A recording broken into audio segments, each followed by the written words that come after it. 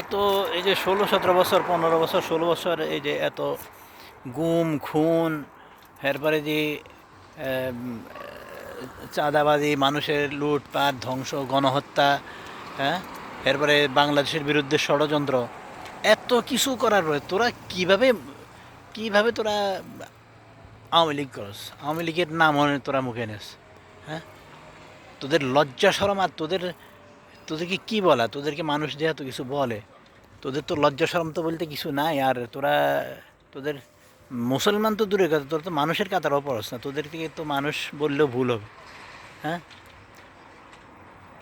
খোদার গজব তোদের উপরে পড়বে।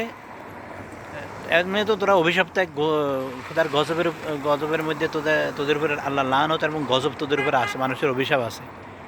এখনও যদি তোদের যদি বুঝে না আসে, তোরা যদি সেই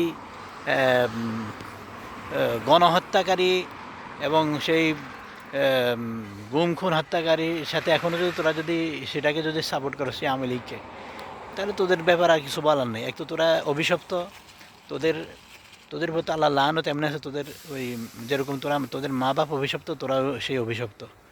তোদের তোদের মা বাবা অভিশপ্ত তোদের কারণে। ঠিক আছে, তোরা আওয়ামী লীগ করস, আওয়ামী লীগের যেটাই করস, ঠিক আছে, একটু বুঝে শুনি।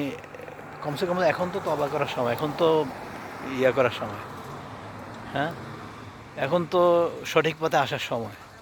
এখনও কীভাবে তোরা আওয়ামী লীগ করস বা কীভাবে দেশের, আসল কথা হলো তোদের ওই যে মস্তিষ্ক, ঠিক আছে, সব মাথার ভিতরে তোদের ইয়ে নাই, আসল যে মগজ, যে ব্রেন, সেই জিনিসটা তোদের ভিতরে নাই।